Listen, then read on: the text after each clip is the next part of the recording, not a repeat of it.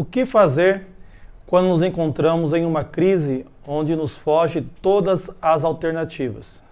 Nós gostamos de ter escolhas de alternativas, mas estamos vivendo um tempo, principalmente nos dias de hoje, que muitas das vezes nos encontramos em situações, em circunstâncias, onde nos vemos sem escolha, literalmente num beco sem saída.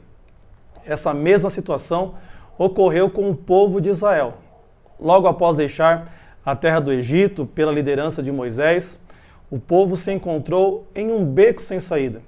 A Bíblia nos fala lá no livro do Êxodo, capítulo 14, que Deus endureceu o coração de Faraó. E Faraó passa a perseguir o povo de Israel pelo deserto. E no versículo 3 do capítulo 14, a Bíblia usa uma expressão muito taxativa e diz que Faraó encerrou o povo de Israel em Piairote, de fronte ao Mar Vermelho. Essa palavra Piairote significa justamente beco sem saída. Ora, irmãos, quando estudamos a Bíblia, nós aprendemos que o povo de Israel, ao deixar o Egito, ele era direcionado, guiado, orientado pela presença de Deus. E logo vemos que Israel se encontra agora nessa situação, sem alternativa, sem recursos, sem defesa, num beco sem saída. E alguém poderia dizer, como Deus pode levar alguém a essa situação? Como Deus pode levar alguém para uma circunstância como essa, onde a pessoa chega à beira do desespero, da preocupação? E nós precisamos tirar lições importantes desse texto bíblico, dessa passagem bíblica.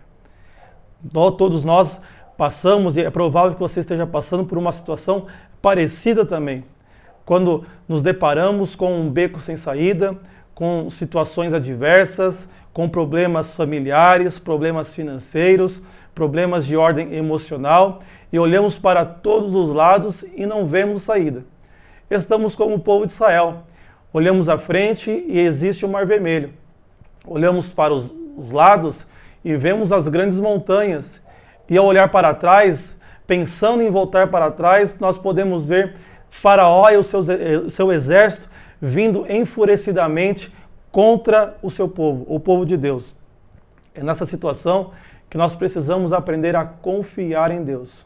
Os nossos planos, os nossos projetos, a nossa visão é muito limitada quando comparamos aos projetos, à vontade e à visão de Deus.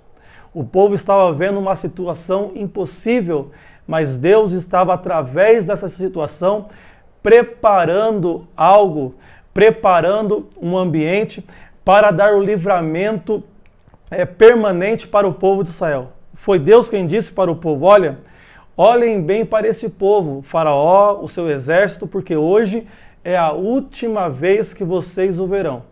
Vocês nunca mais vão precisar se preocupar com a violência, com o jugo, com a escravidão do Egito. E meus irmãos, às vezes também nos encontramos em situações onde não temos alternativas. Nós gostamos de ter escolhas, gostamos de fazer escolhas, gostamos de ter saída, mas às vezes Deus nos chama a atenção, porque quando temos este conforto de ter muitas escolhas, muitas vezes nos esquecemos de Deus. Muitas vezes nós temos a falsa sensação de controle, esta falsa sensação que nós pensamos que temos o controle de nossas vidas. E então Deus age por sua bondade e por sua misericórdia. Lá no livro de Oséias, existe uma passagem que eu gosto muito, que Oséias, como boca de Deus, falando ao povo, eu vou atrair vocês para o deserto, para no deserto lhes falar ao coração. Às vezes, Deus nos tira todas as alternativas para entendermos que Ele é aquele que governa e tem um controle de nossas vidas. É bem verdade que quando isso acontece, nós chegamos em algumas situações onde o que nos resta é dizer, agora é só Deus, agora é só Jesus. Se você é um crente assembleiano, certamente você já ouviu ou já usou essa expressão. Nessa situação, nessa dificuldade, nessa circunstância, agora é só Deus, agora é só Jesus. E muitas vezes falamos essa expressão com um tom de desalento, de desesperança, mas deveria ser o contrário. Se Deus nos levou a uma situação onde a solução para o problema é só Deus, é só Jesus, glória a Deus por isso. Porque é só Deus, é esse Deus que com o poder da sua palavra chamou à existência aquilo que não existe. É este mesmo Deus que pelo seu grande poder governa e sustenta todas as coisas criadas. É este mesmo Deus que tem o controle das nossas vidas em suas mãos.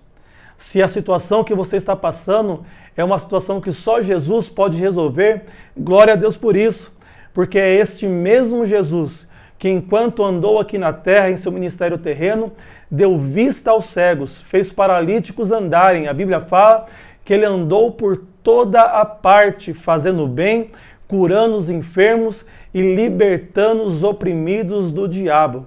Se é só Jesus, glória a Deus, porque ele é tudo aquilo que nós precisamos. Jesus é suficiente. Jesus basta. Se ele nos levou para uma situação que é só Jesus, então vamos conhecer o poder de Jesus, como os discípulos no mar da Galileia. Naquela circunstância, eles tentaram de tudo para que o barquinho não fosse a pique, mas chegou um momento que eles entenderam, é só Jesus, e foram despertar. Jesus, desperta, acorda, não vê que perecemos? E Jesus acalma o mar. Jesus dá ordem à tempestade, e os discípulos fazem essa pergunta uns aos outros: que homem é este, que até o mar e o vento lhe obedecem? São em situações como essas que nós vemos o grande poder de Deus e o grande cuidado de Jesus para com as nossas vidas. Eu termino te lembrando, meu irmão, do rei Josafá. Ele estava numa situação parecida, sem recursos, sem defesa, em uma situação extremamente adversa.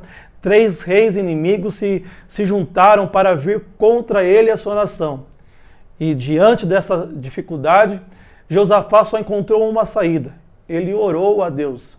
Em sua oração, ele disse essas palavras: Senhor, nós não temos forças, nós não temos saída. Ele usa essa expressão: nós não sabemos o que fazer, nós não temos alternativa. Mas ele continua dizendo: mas os nossos olhos estão postos em Ti. Que nessa dificuldade, que nessa situação que você está passando, que a sua oração possa ser como de Josafá: Senhor, eu não sei o que fazer, eu não vejo saída, mas os meus olhos estão postos em Ti. E faça também como Josafá, use o seu louvor, a sua adoração, exalte a Deus, glorifique a Deus, porque enquanto fazemos isso, Deus pelejará por vós e por nós. Amém? Fique com essa palavra, que Deus te abençoe, em nome de Jesus.